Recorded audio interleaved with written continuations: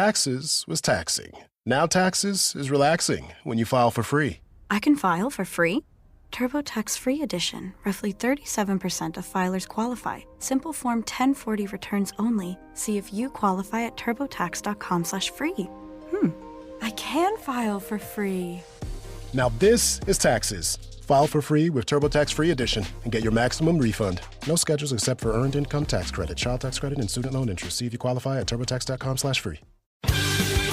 Nobody has more respect for women than I do. Nobody. Hillary Clinton wants to abolish it, believe me. She wants to abolish our Second Amendment. I think they didn't deny it. I don't think anybody denied it. Other presidents did not call. They'd write letters, and some presidents didn't do anything. Many people have come out and said I'm right. You really do have to ask yourself, where does it stop? Hello and welcome to Fallacious Trump, the podcast where we use the insane ramblings of a pro-lie president to explain logical fallacies. I'm your host, Jim. And I'm your other host, Mark. A logical fallacy is an error in reasoning that results in bad or invalid arguments. The logical fallacy we're looking at this week is lying with statistics, also known as the statistical fallacy and the fallacy of curve fitting. So the statistical fallacy, or lying with statistics, actually kind of covers a couple of different types of using numbers to tell lies or to misinform people. And it also crosses over with quite a few other logical fallacies like cherry picking and causation versus correlation, things we talked about before. Yep. But what we're specifically talking about in our first example is using specific numbers to make it seem like you know a lot more about what you're talking about. That's kind of because that's a proper Trumpism, isn't it? To find a really specific thing to make it look like he knows what he's talking about. Yeah, it really is, and it makes it seem like if you're being specific, you must have some kind of information. You must have a source that's given you that information, and therefore you probably know what you're talking about. It gives that impression. Yeah, but it's not always the case. So on the 27th of January this year, Trump tweeted, "We are not even into February, and the cost of illegal immigration so far this year is $18,959,495,168. Cost Friday was $603,331,392. There are at least 25,772,342 illegal aliens, not the 11 million that has been reported for years in our country. So ridiculous. DHS." What's DHS? Now, that DHS at the end there is presumably intended to imply that these figures come from the Department of Homeland Security. Okay. Not some dumb hick statistic. Yeah. The weird thing is the only figure there that comes from the DHS is that 11 million figure. Okay. Reported for years. Yeah. Yeah, which actually in December of last year they said was probably closer to 12 million. That's about how many they think illegal aliens are in the US. But from not when? 25.7 million. No. But and when is the 11 million from? Like since the 40s? That's from 2015. It was 11. They reckoned it was 11 million in 2015, and it had probably gone up a bit since then, basically. So it wasn't anywhere near the peak, which was somewhere in 2008, 2009. Okay. Yeah. Yeah. So those numbers still are really specific.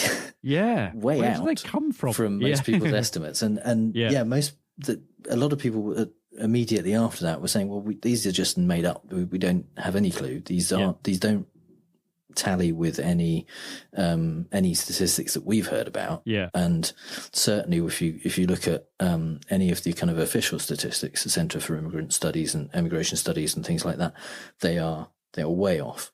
Yeah. So someone found where they actually came from, and typical to Trump, it's because he was watching a right-wing cable channel. Oh, no. So did he must have written it, did he write it down? I mean, he did. He must have done. Yeah, because you can't remember a number that specific without actually sitting there and writing it down. There's a cable channel called One America News Network, and they had a graphic showing the cost, it says, of illegal immigration. And it has that $18 billion figure of the total cost this year. It does have the 25,770,000 figure of illegal immigrants, but it doesn't say illegal immigrants. It says total aliens in USA. So that means all foreign people. Oh, okay. Not illegals. Right. Yeah. So Trump got this figure and then got the figure wrong. What it was referring to wrong. So actually, that includes many of the cast from Men in Black, those kind of aliens, and Michael Jackson and etc. Yeah, Dennis Rodman, definitely. Yeah. So the figures that he quoted there, is still. I mean, even if you look at that, the on the One American News Network, it says that their estimates for those on a little kind of asterisk at the bottom of the screen. Okay. Says they're provided by the Center for Immigration Studies, the Department for Homeland Security, Federation for Immigration Reform, and the Institute for Defense Analyses. Yeah. None of those organizations provide figures that are similar to this. So it's still not clear where the One American News Network got that. They seem to have maybe done some maths on some figures that they got and just added stuff together. And not shown they're working out like you're supposed to. They've broken the cardinal rule, haven't they, of saying, well, this is where we got that figure. And then just... They wouldn't get all of the marks in their maths exam, definitely. No. And it's convincingly specific, isn't it? Because there's kind of, the 392 at the end. You expect the cost to actually have 75 cents as well. Absolutely. And when you are trying to work out the cost of illegal migration or immigration, that's massively disputed as well. Yeah. So you can't. He's literally got it down to the dollar. I'm surprised he didn't go down to cents. But, exactly. But actually, depending on who you ask, nobody really knows that. That's bizarre. But he has suggested an amount in the region of $220 to $250 billion a year that it costs, that illegal immigration costs. That's unclear where that came from. Yeah. But if you kind of divide that by the number of months or the number of days up to that point, it's roughly that 18 billion figure. But that's way above even the most high estimates of how much illegal immigration costs. The Federation for American Immigration Reform, which is considered a high estimate, their estimate is 135 billion per year. Which for total illegal immigration, which doesn't take into account any of the money that illegal immigrants put into the system, because many of them pay Social Security, for example, but don't take any medical out of that or anything like that. Yeah. So, but if you ask someone like the Cato Institute, which is probably more left-leaning, favours immigration, they reckon the total cost per year is 3.3 to 15.6 billion, which is significantly lower. Yeah. Like by a factor of about 20 times compared to Trump's figure. And I guess what that illustrates actually is the use of statistics to shore up one's political position. So if you hold an anti-immigration position, you're going to find the statistics that, in Trump's case, these ones from some obscure right-wing-ish channel, they just coincide with his belief. It is the cognitive bias. He goes, I'll buy into that. Whereas the pro-immigration side of it would say, well, no, it doesn't cost that much, because it might be that they think that their number is as true as the right-wing people think their number is true. So it's but if you do look at the figures from the Federation for American Immigration Reform or the Cato Institute, they do show they're working. They do actually say that this is why we think this. There's this number of immigrants. This is the amount that the US spends per immigrant, and so on. So it's not as simple as plucking a number out of the air, which kind of looks like what Trump did here. As we said time and time again, just because you're the president doesn't make what you say right. Yeah. So another way that you can use statistics to mislead people is to just take something out of context and not present it with all of the information that would be needed to understand everything. Right. And one thing that Trump mentioned during the State of the Union this week was this. All Americans can be proud that we have more women in the workforce than ever before. Now, that is true. Yeah. That is a true statement. There are more women in the workforce than ever before. There's also more people than ever before because the population is constantly growing. Yeah. So it's not really surprising that pretty much every year there's more women in the workforce than ever before. Yeah. As a percentage of the women of working age, it's not currently the highest it's ever been. So that's really the kind of implication there, is that more women of all the women who could possibly be working are working. And that's called the labour participation rate. And that currently is about 57.5%, which that was highest in 2000. It reached just above 60% in 2000. What he seems to be implying is that it's because of him. Yeah. Or because of the policies that he has put in place that this is happening, and that it isn't just happening because there are more people. Actually, not least in some part due to the number of immigrants coming into the country. Yes. It's not all just about Americans being born and, reaching their maturity and going into the workplace. There are people coming in fully as adults and joining the workforce. And then didn't he also add, because they all, everyone stood up and clapped, and many of the women in white also stood up, and then he said, stay on your feet because you're like this. And then he said, more women in Congress than ever before. Yeah. And the implication is that, again, that's because of him. Well, in a way, it is. That it one is. Yeah. That's the one you can take credit for. Well, but in a kind of... It's not in a way he'd like to. No, what's the equivalent? What's the opposite of a backhanded insult? It's a kind of he's taking the credit. It's a self-own, I think. Yeah, that was the funniest bit. So finally, another State of the Union moment was a thing that Trump said a number of times before, and he said this: 1 in 3 women is sexually assaulted on the long journey north. So this is part of his whole fear-mongering about immigration thing, which he loves to do. And this statistic is from a 2017 report by Doctors Without Borders, which sounds reasonable. They're a recognised organisation. They're probably trustworthy. And to be fair to Trump, he probably doesn't know why this is a statistic that probably shouldn't be quoted with a lot of confidence. Yeah. But the reason it shouldn't be quoted with confidence is that this was not based on a study of all women who were immigrating into the US through the southern border, or moving through Mexico or anything like that. This was a survey of 500-ish people, 400 and some people, who were treated by Doctors Without Borders. Right. So obviously that's going to skew people who have medical needs rather than people who don't. But more than that, only 12% of the people studied were women.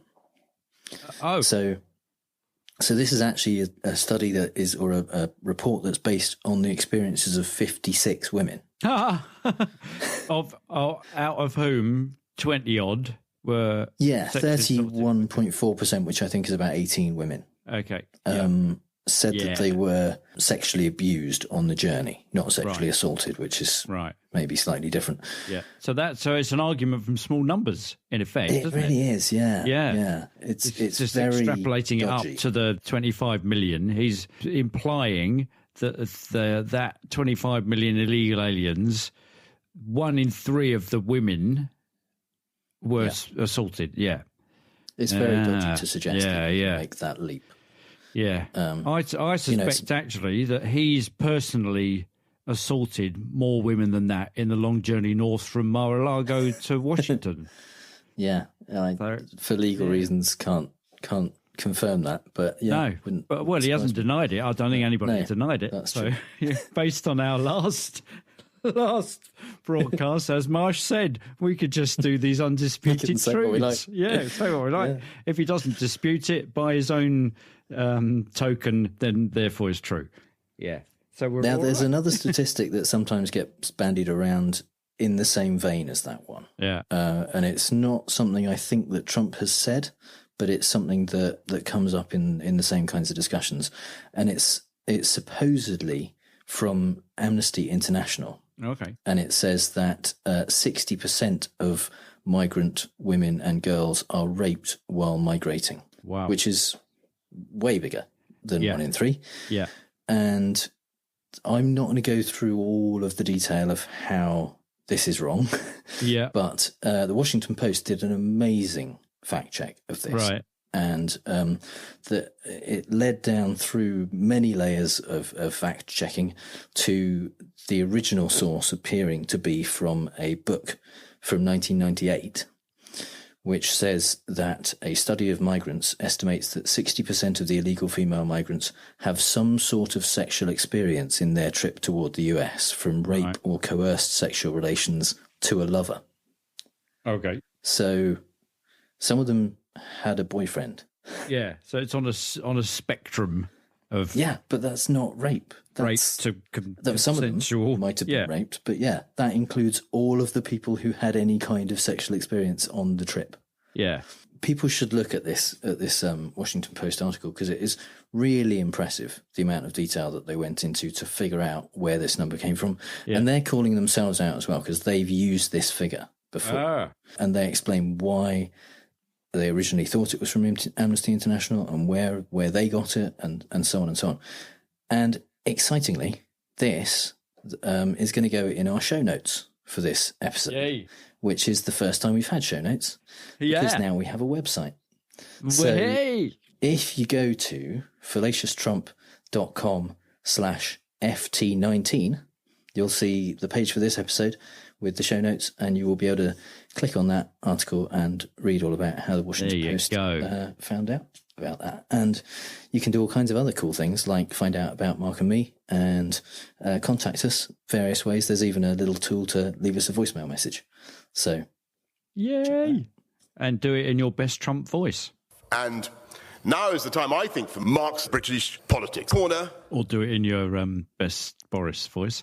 So I'm going to take us back to the heady days of 2018 when so it's about a year ago, actually, 24th January, Prime Minister's Question Time, before they had they were bothering with things like Brexit. I mean, it's a year to go, for heaven's sake, they weren't doing anything. So this is in reply to a question from Jeremy Corbyn about the funding of the NHS, and he's pointing out several figures of the fact that the money isn't being spent where the Tories are saying it's being spent. And in response to that particular question, Theresa May says this. If he wants to talk about figures and about targets being missed, yes, the latest figures show that in England, 497 people were waiting more than 12 hours. But the latest figures also show that under the Labour government in Wales, 3,741 people were waiting more than 12 hours. Yeah, so there we have Theresa May doing the lying with statistics. I like the fact that this one, it doesn't kind of pretend to be a fallacy. It doesn't sort of hide behind anything. It just says lying with statistics. You're telling great big lies. And what she's doing actually is a false equivalence. So she's stating that the latest figures show that in England, 497 people were waiting more than 12 hours. But the latest figures also show that under the Labour government in Wales, 3,741 people were waiting more than 12 hours. It's not a valid comparison. So the Minister of Wales wrote to the chair of the UK Statistics Authority and says it's not a valid comparison because in England they refer to they're based on those patients who've waited more than 12 hours from a decision to admit to admission to a ward. So that's once they've gone through triage, they've been, swept up out of the waiting area and they've worked out what to do with them. And then they've said, OK, what we've got to do now is keep you in. So we'll admit you to a ward. So from that moment where they say we're going to admit you to a ward, only 497 had to wait more than 12 hours. So it could be that the place was busy or they were in late at night and the wards were full of people sleeping, waiting to be discharged following day, and those kinds of issues. In Wales, the time is measured from the total time spent in accident and emergency departments. So from the moment that Welsh people turn up in A&E, that's when the clock starts. So they are then the time waiting to go into triage, to be assessed, to be treated there and then to be assigned a place. So because you're starting the clock earlier, of course you're going to get that many more people. Yeah, absolutely. Through that, from experience, the wait you can have in just in the waiting room, waiting to be seen by anyone at all, or practically be acknowledged that you're even there, can be hours and hours. So, that's really going to have a huge difference.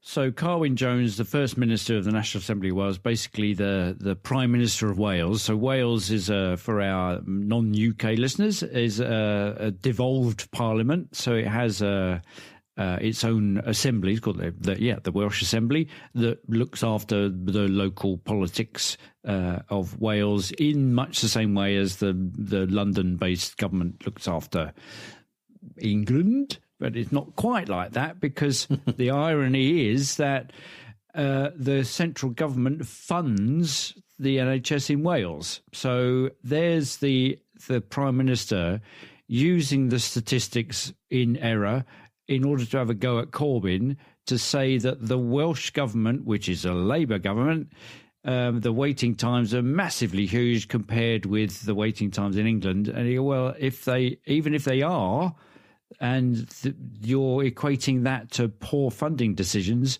you, Theresa May, are the Prime Minister in charge of funding the NHS in Wales. So the First Minister wrote to the UK Statistics Authority, and the Statistics Authority upheld his complaint. And he's saying, you're right to say the comparison is not valid. And the waiting times between UK countries are difficult for a variety of reasons, including differences in data collection and health service structure, the use of walk-in centres and so forth. And then So David Norgrove, who's the chair of the UK Statistics Authority, says it's clearly important to be able to compare health and social care service performance across the UK, particularly to learn lessons from different ways of doing things. And fundamentally, he's kind of saying, if you don't measure it right, you can't have those kind of meaningful discussions. So what Theresa May is doing in answering that question in that way is doing what Trump's doing, which is to grab hold of the statistics, slap them in the face of the opposition, and then sit down and go, yeah, job done, she's not showing any of the workings out, and consequently making it very difficult to have a grown-up talk about the health provisions, just in the same way that Trump is preventing the possibility of having a grown-up talk about immigration. Yeah, one of the difficult things with this fallacy is that in terms of arguing against it, basically, is that it's easy to present a statistic, especially if you don't really care whether it's true or how accurate it is. Yeah. It's really easy to do that. It's much harder to know all possible statistics off the top of your head so that you're ready to debunk that. Yeah. So when someone throws one at you, usually people can't just say, well, that's not true and here's why. Usually people have to say, okay, I'll have to go away and look that up. So you can't, it's hard to immediately fight back and explain why someone is using that statistic wrongly unless you happen to know it by heart.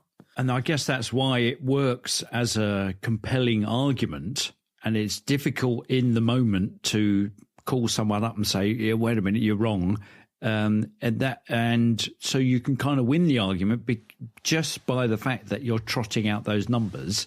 And it seems to be the more convincing statistics include very detailed numbers right down to the last figure. So the Theresa May, went down to, it was 7,000 something and one. It wasn't rounded up or anything. It sounded convincing. That's the thing about statistics, isn't it? You've got to have like a 7 or a 2 or a 1 at the end, and not round it up or round it down. And then that way it doesn't sound like a statistic. It doesn't sound like an average. It sounds like the real thing. Which is why pi is such a compelling number, I guess.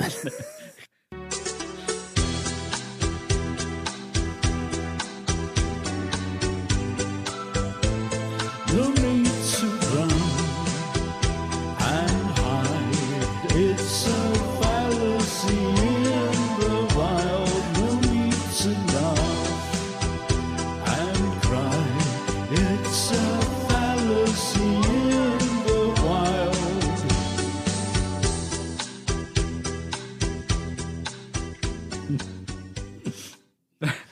There we go, Black there with the amazing 80s synth pop classic Fallacy in the Wild. Yeah. Excellent. I've realised actually I really like 80s stuff, and that my singing range suits that kind of pompous. So we're gonna have a run of 80s ones now. I think so, yeah. Excellent. Yeah. Okay. So in the Fallacy in the Wild, we like to look at the fallacy of the week from a non-political perspective, and our first example is kind of fake political. So it's from the absolutely brilliant and genius British sitcom Yes Minister. And in this scene, Sir Humphrey is explaining to Bernard how polling companies massage their statistics sometimes. The party have had an opinion poll done. It seems all the voters are in favour of bringing back national service. Well, have another opinion poll done showing the voters are against bringing back national service. We can't be for it and against. Of course they can, Bernard. Have you ever been surveyed? Yes. Well, not me, actually. My house. Oh, I see what you mean. Well, Bernard, you know what happens. A nice young lady comes up to you. Obviously, you want to create a good impression. You don't want to look a fool, do you? No. So she starts asking you some questions. Mr. Woolley, are you worried about the number of young people without jobs? Yes. Are you worried about the rise in crime among teenagers? Yes. Do you think there's a lack of discipline in our comprehensive schools? Yes. Do you think young people welcome some authority and leadership in their lives? Yes. Do you think they respond to a challenge? Yes. Would you be in favour of reintroducing national service? Yes. Oh, well, I suppose I might. Yes or no? Yes. Of course you would, Bernard. After all you've told you can't say no to that. So, they don't mention the first 5 questions and they publish the last one. Is that really what they do? Well, not the reputable ones, no, but there aren't many of those. So, alternatively, the young lady can get the opposite result. How? Mr. Woolley, are you worried about the danger of war? Yes. Are you worried about the growth of armaments? Yes. Do you think there's a danger in giving young people guns and teaching them how to kill? Yes. Do you think it's wrong to force people to take up arms against their will? Yes. Would you oppose the reintroduction of national service? Yes. So Humphrey there perfectly illustrates how asking the right questions can get the answer that you're looking for.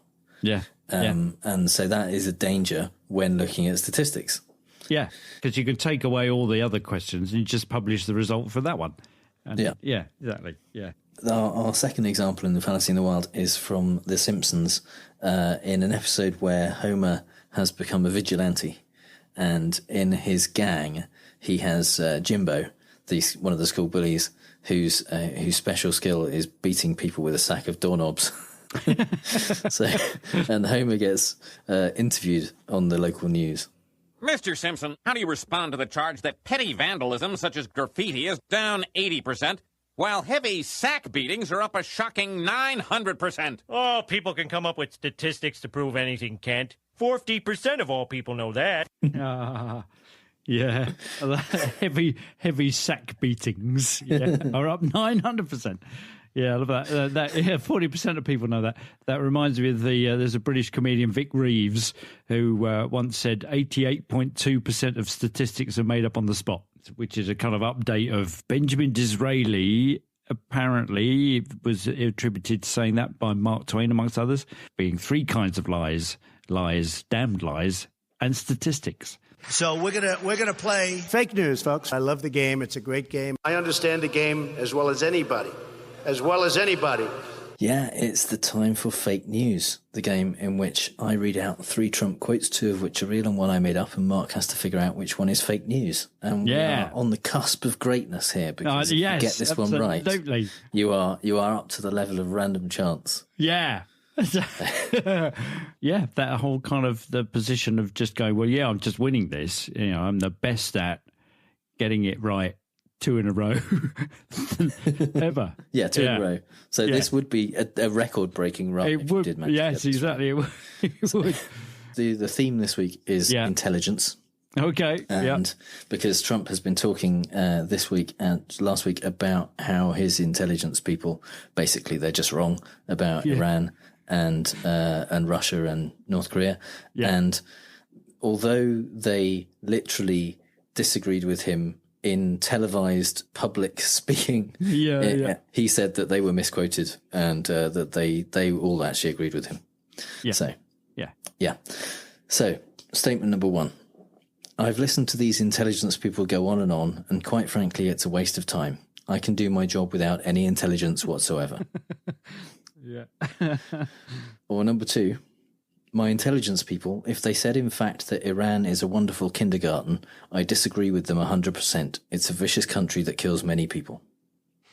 Mm-hmm. Or number 3, this time he's talking about the allegation that basically all of the intelligence agencies agree that Russia was involved in influencing the election. Yeah. He says, I heard it was 17 agencies. I said, boy, that's a lot. Do we even have that many intelligence agencies? Let's check it. And we did some very heavy research. It turned out to be 3 or 4. Right. Right. Surely he'd know exactly how many it turned out if they did heavy research. Yeah, that's one of his usual. I'm going to sound convincing by giving you a number, mate. Yeah, mainly a prime number. Yeah. Okay, so I love that. If only he knew that actually he's a stand-up comic, then that would be perfect, because it's the setup. I've listened. It's the. I don't have to sit here listening to you insult me. I can have that at home. I've listened to these intelligent people go on and on. Quite frankly, it's a waste of time. I can do my job without intelligence whatsoever. It's a brilliant gag. He just doesn't know that he does that. My intelligent people, if they said in fact that Iran is a wonderful country, I disagree with them 100%. So I think number 2 is probably true. Because that's the basis of his disagreement, isn't it? That he has this gut feeling about stuff. It's a vicious country that kills many people, not unlike the US. I heard it was 17 agencies. I said, boy, that's a lot. Do we have many? Do we even have that many? And then we turned out to be 3 or 4. Okay, that's got the. See, that's got the. Having learned from last week where Marsh said, yeah, the 3 or 4 thing kind of is right. And then he was wrong. Ha ha. Okay. See, the first one, I really want him to have said that. Okay, I think number 3 is the one that you made up. Okay. Yeah. So you think number 2 is real? Yeah. About the kindergarten? Yeah. And number 2 is real. My intelligence people, if they said, in fact, that Iran is a wonderful kindergarten, I disagree with them 100%. It is a vicious country that kills many people. But he's setting them up. He's doing a straw man there, isn't he? Yeah, because they haven't said it's a wonderful kindergarten. No, and if they said Iran is a place where you can get donuts and cushions, I would disagree with them.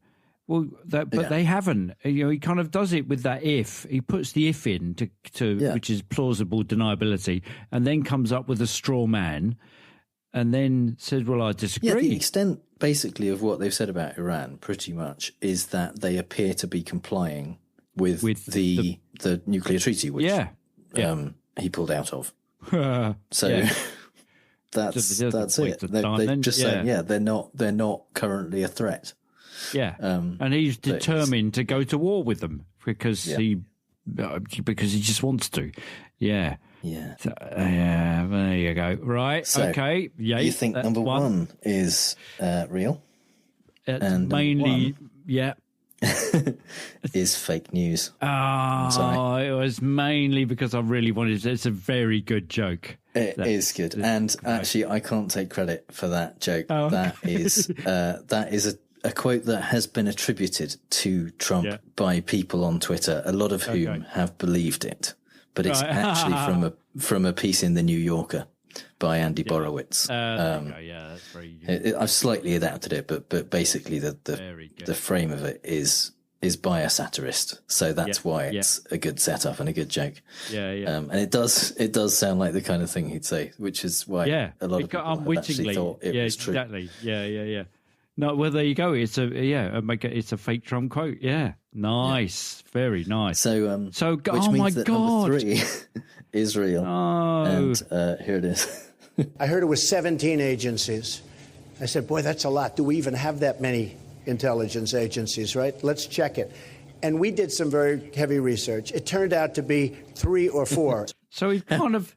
How much research do you need to do to find out how many intelligence agencies? Heavy. You need to do a lot of heavy research. It involves numbers going all the way up to 17. So he's... What? But so he's done the distracting thing where he's just going, and I'm just taking away the validity of their point by saying there aren't 17 of them that agree, there are only 3 or 4. So, I should have... Now, just to give this some context. Okay, he heard there were 17 agencies who thought that Russia interfered with the election because there are 17 intelligence agencies. Okay. And they're all under the aegis of the Director of National Intelligence, basically. He's kind of in charge of all of them. Yeah. The point is that all of them confirmed that this had gone on. Yeah. But not based on their own intelligence. Yeah. So they kind of looked at the intelligence that had been gathered by 3 or 4, as Trump says. Oh, okay. But those 3 or 4 were the CIA, the FBI, and the National Security Agency. Which are pretty important intelligence agencies. So what the other ones have done is just doing the triangulation to check the veracity of their findings. Yeah, and the other agencies are not related to this, so they wouldn't be looking into it on their own. They're places like the Air Force Intelligence and Army Intelligence and the Treasury Department and the DEA, for example. So they wouldn't be investigating this. Yeah. But they have confirmed the intelligence that was gathered by the FBI, the CIA, and the NSA, which points very strongly to Russia interfering with the election. So he's not completely wrong in saying it wasn't 17 who said it. No. But he's trying to use that to dismiss the all of the ones who would be involved in investigating this, saying they did it. Yeah. So what that means is, unfortunately, your amazing run has been broken. Oh, no. And it also means that Trump's still in the White House. It does mean that, And so you're currently at 29%. Hey, that's right. That's good. Yeah. Well, that statistically means I'm winning. Yeah. If you use Trump's statistics, sure. Yeah. Why not? Yeah. So, podcast listeners, I need your help to full mark. If you think you can make up a convincing fake Trump quote, then share this episode on Twitter, include your quote and the hashtag Fallacious Trump. I'll pick the best one and you'll be podcast famous.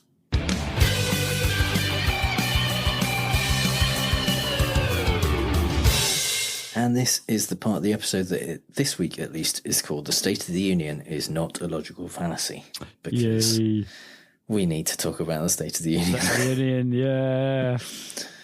It was, I mean, to be honest, there's way too much to talk about. So we're not even going to get to a lot of the stuff that went on. and that Trump talked about, because he talked about a lot of shit.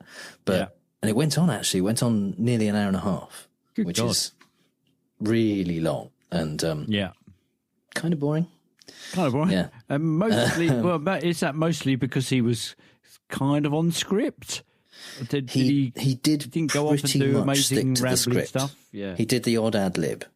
Yeah, but he pretty much stuck to the script. I mean, the script itself obviously had some issues, but yeah, just basically it was yet another campaign speech. Yeah, it was basically a rally. Yeah, and people were giving standing ovations to basically anything that he said. Anytime he paused for breath, the Republicans were standing up and clapping, and at various points were chanting "USA, USA, USA," which, I mean, I'm surprised they didn't start chanting "Lock her up." Exactly. It was very rally-ish. In places. So I mean, among the things he tried to take credit for was this. And now, for the first time in 65 years, we are a net exporter of energy. Now, that is a true fact, provided you assume now means since 2015 under Obama.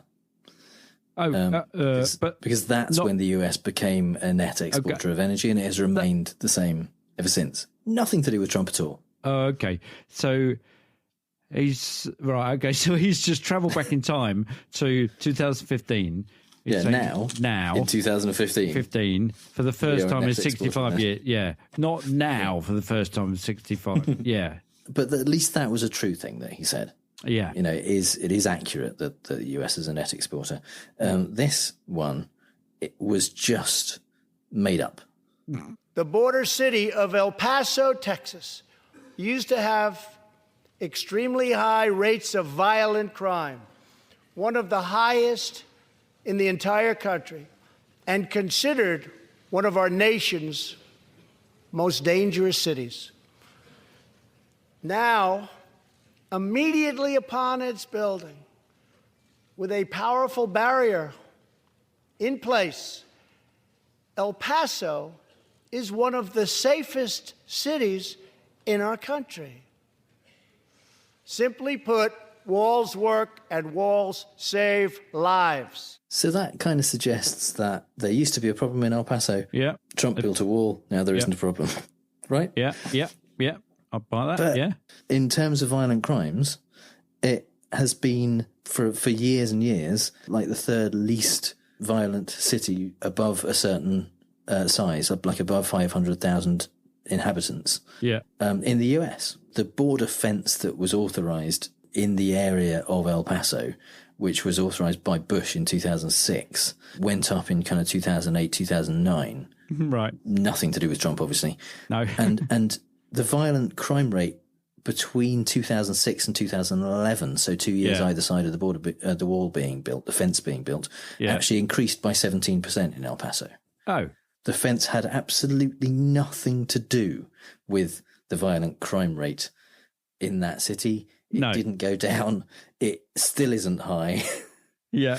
It's just completely made up. There's no part of that sentence that is true. It's bizarre. What does he think does he think that nobody can check this stuff?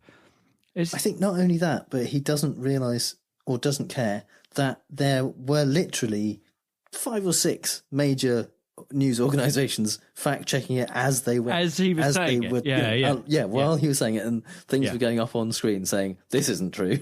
Yeah. It's crazy. It is. I don't understand that at all. But the trouble here is that this doesn't just debunk what he said. It really damages his argument, because if you have to lie to make your point, if you have to completely blatantly make up facts to make your point, presumably in one of the the most important speeches you give in the entire year, the people doing the research couldn't find a place where the facts supported the argument. Yeah. Because if they did, they would have used that instead, surely. Yeah. Instead of making up something about a well-known city that you can look up the statistics for. Yeah, exactly. Because if there were true things, they would have used those. So the thing is, he's going to have to get this legislation passed. The kind of people, the Democrats, the kind of people who are going to be checking the truth of what he's saying.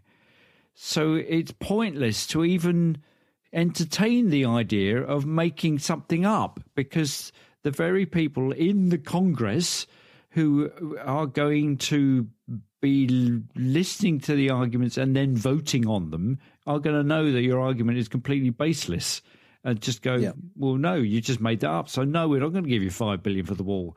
If only the same were happening about Brexit. Oh, my God. Yeah. Yeah. It's just not true. Just give it up. So another thing he kind of made up. Yeah. But more, I suppose in this case, it was about expressing the right-wing outrage that has been going on about this, was about the governor of Virginia, Ralph Northam, and the statements that he made about medical care for babies that were non-viable. He made a statement on a radio show about this. Right. And then we had the case of the governor of Virginia, where he stated he would execute a baby after birth. So Ralph Northam has a lot of difficulties at the moment. Yeah. But he did not say he would execute a baby after birth. No. It's so bizarre. I mean, this is a current right-wing talking point, saying that what Northam was saying on this radio show was that after birth, the parent and the doctors will just decide whether or not to kill the baby. It's so bizarre because he didn't word it very well, what he said, because the conversation was about late-term abortions at first, and then he was talking in his answer about babies with severe deformities and fetuses that are non-viable. Yeah. So these are babies that will not survive on their own. Yeah. And what he said was, if a mother's in labour, the infant would be delivered, the infant would be kept comfortable, the infant would be resuscitated if that's what the mother and the family desired, and then a discussion would ensue between the physicians and the mother. Mm-hmm. So he's not saying they'll make sure the baby's all right, and then when it's all right, they'll decide whether or not to kill it. Kill it, yeah. They're saying if it's possible even to keep it alive for a little bit, and they decide that that's not incredibly cruel to this deformed baby, they'll try and keep it alive, and then decide, what to do next. Whether to withdraw care, because that's actually probably the kindest thing. In some cases, and for many babies, unfortunately, that is necessary. That they will not survive, and you have to make that call. And that's not infanticide. That's the same as deciding whether your relative who has been in a car accident needs to be taken off life support. Yeah. Because they're not going to live. They can't survive on their own. Yeah.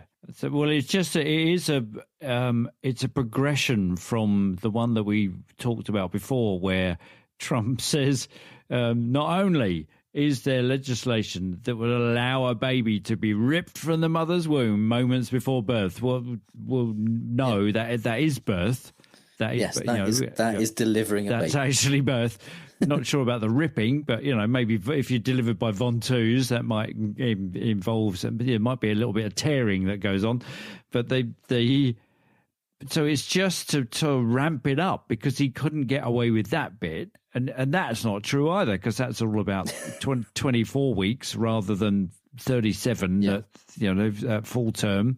It's just kind of late ones is post 21 weeks.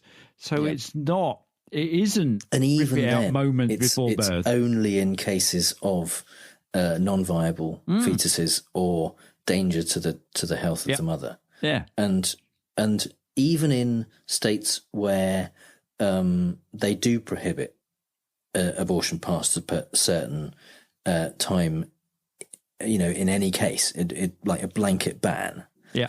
That still doesn't prevent doctors from saving a mother's life by terminating the pregnancy. That doesn't stop that from happening, because if the mother's life is in jeopardy, her rights become important too. So yes, exactly. Yeah, which bit of the life is it about? And it's just ushering in the right-wing religious Republicans vote. You know, it's that if anyone needs to appeal to his base, let's face it is Trump. So that's what he's doing. He's kind of getting them on board again in order preparing him to go for the second term, to go full term. Ha ha. Yeah. So yeah. So finally, he said, I mean, among many other things that we just don't have time for, he said a quite amazing thing about North Korea. Yeah. If I had not been elected president of the United States, we would right now, in my opinion, be in a major war with North Korea. Well, in your opinion, but the thing is, because you were elected president of the United States, the very possibility of war with Korea came about. Yeah, whereas that's the only reason it was an issue. Yeah, was because he was pissing off Kim Jong-un. Yeah, you're calling him Rocket Man and Fat Boy or whatever. Yeah, and then saying, "Oh no, we're great friends," and then insulting him, and you get what? But people, because he and also being just completely fooled by him in every possible way. Yeah. Coming back and saying, "Oh yeah, we signed an agreement and they're definitely it's solved now. There's no issue now with North Korea." Yeah, which is bullshit, because they didn't sign an agreement to denuclearize, and they definitely aren't denuclearizing. They're definitely continuing to progress with their nuclear capability and explode, according to all intelligence agencies. Yeah, and all various, 17 probably. Yeah, also and various other ones that measure seismic shocks. Yes. Yeah. Oh God. And finally, some things we really don't have time to talk about. After 35 days of partial shutdown, soon after we recorded the last episode, Trump called a press conference in the Rose Garden to admit he'd lost. Okay, he didn't actually say that. Instead, he talked for 15 minutes about the importance of walls and the drawbacks of duct tape over mouths, but it was all just a long way of saying, I lost, Nancy won, she made me come out here and tell you I'm the worst deal maker in the world. Trump got precisely $0 out of the $5 billion he demanded for the wall, and accepted the exact deal the Democrats offered a whole month earlier, negotiations in return for reopening the government. Continuing to confirm that Trump gets his immigration crisis information from on-demand TV and really can't tell the difference between the movies and real life, the Twitter account @AltUSCIS identified film clips from Sicario, Day of the Soldado, the sequel to Denis Villeneuve's critically acclaimed 2015 thriller. They correspond with Trump's wall justification rants. On the January the 8th, or as we know it, 4 minutes, 30 seconds into the movie, Trump claimed that a rancher had discovered prayer rugs left by illegal immigrants. On the 24th of January, or 25 minutes into the movie, he reported seeing his favourite Home Depot-based image again of women abducted with duct tape over their mouths. If we could just get him a subscription to the Disney Channel on demand, his border crisis might feature the 4 My Little Ponies of the apocalypse instead, which, come to think of it, would be much more credible. Yeah, he also said in a meeting that the press were attending that how much faster the Coyotes' cars were than anything the Border Patrol had. Right. Which was again clearly out of the Sicario. Yeah, it's like Fast and the Furious, basically. But they've got these amazing cars. They're better than anything we've got. Yeah, that's like the British government saying, yeah, all the bad guys, they've got Jaguars. Yeah, you got Jaguar got come out. Out the top, and they fire at us. And you know we really need some more funding, because all we've got are BMWs with no roofs on. Yeah, it's just, what. We learned about Trump's executive time a few months ago now. That's the euphemism for watching Fox News and tweeting that appears on the president's daily schedule. But last week, a White House staffer leaked months' worth of official schedules to Axios, which revealed that since the midterms, over 60% of Trump's working day is executive time. Sarah Huckabee Sanders defended this by saying the lack of structure allows for a more creative environment. I mean, you have to admit, he is creative. Yeah. Some of the crap he comes out with must take hours to come up with. 60% of his day. Since Alexandria Ocasio-Cortez reminded people that the top tax bracket in this country used to be as high as 70% for decades, during which time there was still economic growth and rich people, even Fox News' own polls found 70% of respondents supported raising taxes on annual income over 10 million. 65% were for raising taxes on those making over 1 million per year. In their efforts to find an explanation for why so many people are turned off by unfettered, unregulated and unaccountable capitalism, Charles Payne of Fox Business offered, by way of explanation, schools have brainwashed kids with lessons about fairness. What next? The self-evident truth that all men are created equal? Goddamn commies! Now that the shutdown is over, people have been doing their tax returns, and a lot of people are finding that their tax refund might be a bit smaller than usual this year, with some even owing the IRS for the first time that they can remember. That's because Trump had his acting IRS commissioner reduce the amount of withholdings that they were taking from pay packets during the year so that everyone felt like they were paying less tax before the midterms, which they were.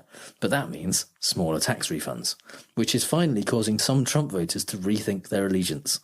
Colluding with Russia and putting kids in cages didn't do it, but a couple of grand less in the bank and suddenly they're seeing the light. Yeah, well, Al Pacino got done for tax avoidance. Not Al Pacino. Not Al Pacino. Al Capone. No, Al Capone got done for tax avoidance. I'm pretty sure Al Pacino doesn't listen to this, but I don't think anyone denied it. Yeah. Chairman of House Intelligence Committee Adam Schiff oversaw a vote on Wednesday, 6th of February, to send dozens of witness interview transcripts from its Russia investigation to Special Counsel Robert Mueller.